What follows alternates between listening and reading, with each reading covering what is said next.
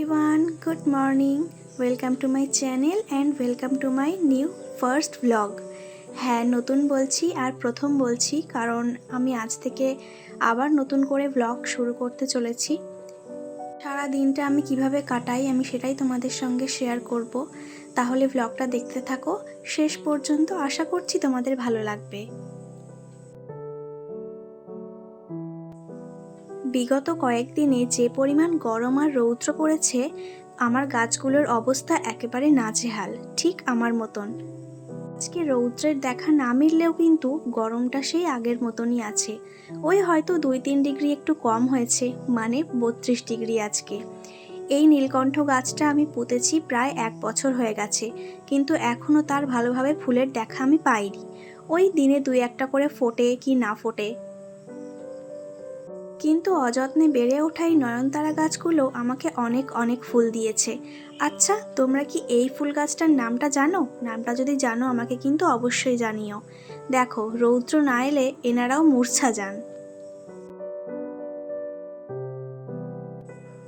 সকাল থেকে নোংরার গাড়িতে নোংরা ফেলতে যাওয়া, এছাড়া গাছে জল দেওয়া, এইসব টুকিটাকি কাজ করতে করতে আমার আজকে বিছানাটাই গোছানো হয়নি। যদিও এখনও বেশি দেরি হয়নি, ওই 7:30 কি 8টা বাজে। তাহলে চলো আমি এখন সুন্দর করে বিছানাটা গুছিয়ে নিই। আর আমার বিছানা অতটা নোংরাও হয় না, তাই গুছোতে আমার খুব একটা সমস্যাও হয় না রোজকার।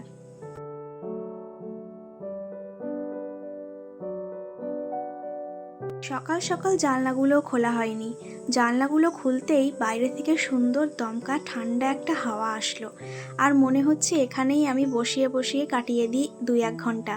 কিন্তু তা করলে তো হবে না, আমাকে সকালবেলা আমার মর্নিং ড্রিঙ্কটা বানাতে হবে। তাহলে চলো এখন মর্নিং ড্রিঙ্কটা বানিয়ে নিই। গতকাল রাত্রে আমি ইসবগুলের ভুসি ভিজিয়ে রেখেছিলাম, আর আজকে লেবু আর মধু দিয়ে সেই জলটা উষ্ণ গরম করে সেটাই আমি খাবো।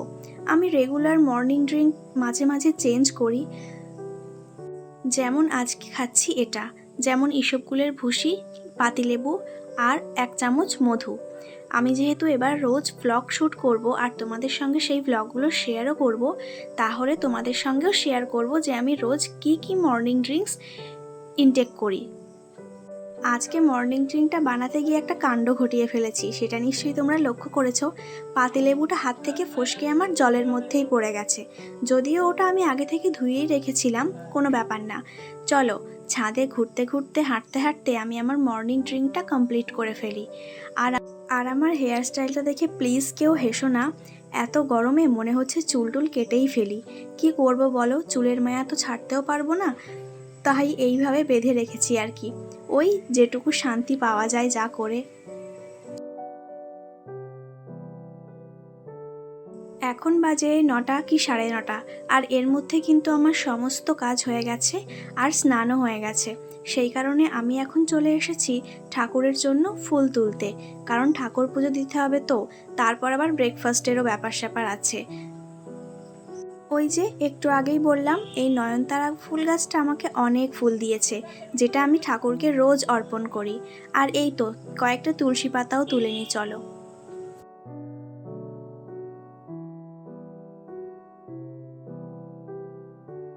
সকাল স্নান করে পুজো দিলে অনেকটা বড় একটা কাজ হয়ে যায়, তাই না?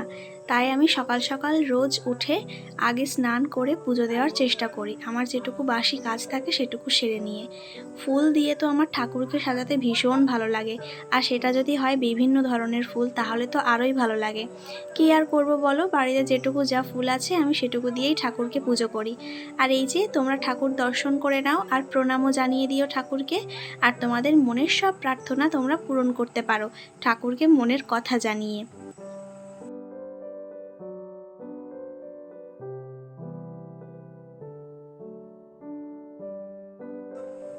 চলে এসেছি রান্নাঘরে আমার ব্রেকফাস্ট বানাতে। আজকে সকালে কি ব্রেকফাস্ট করব সেটা নিয়ে একটু দোটানায় ছিলাম, তাই জন্য ব্রেড আর একটু দুধ গরম করে নিয়েছিলাম, সেটাই আজকে ব্রেকফাস্টে আমি খেয়েছি।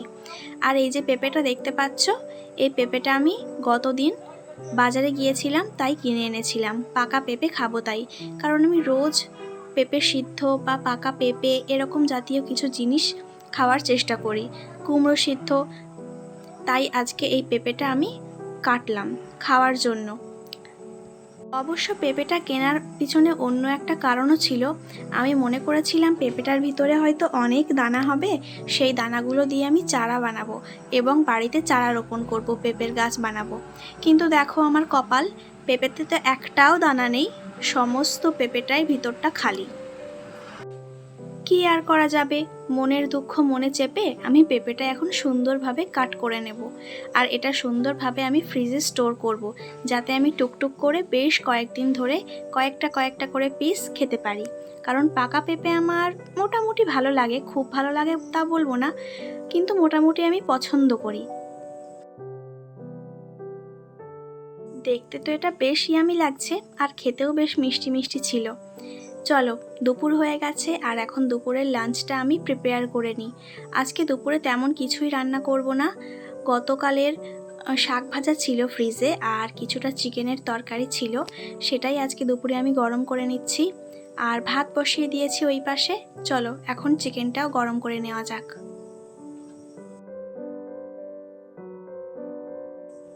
এটা আস্তে আস্তে গরম হোক, ঢাকা দিয়ে দিই। আর ওই পাশে দেখি ভাতটার কি অবস্থা। ভাতটা তো ফুটে উঠেছে আর এই পাশে ইতিমধ্যে চিকেনটাও আমার গরম হয়ে গেছে। চিকেনটা নামিয়ে এবার ভাতের মধ্যে কয়েকটা ভেন্ডি সিদ্ধ দিয়ে দেব।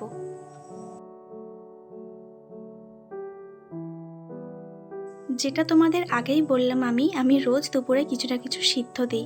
যেমন এই ধরো কুমড়ো সিদ্ধ, পেঁপে সিদ্ধ বা ভেন্ডি সিদ্ধ। যেমন আজকে দিয়েছিলাম ভেন্ডি সিদ্ধ। দুপুরবেলার দিকে দেখলাম বেশ ঝমঝমিয়ে বৃষ্টি হয়ে গেছে। আমি যেহেতু ঘুমিয়ে পড়েছিলাম তাই তার কোনো টের পাইনি। এই যে রাস্তা ভেজা আর আমি এখন চললাম পড়াতে। পড়াতে এসে আমার এনার সঙ্গে দেখা হয়ে গেল।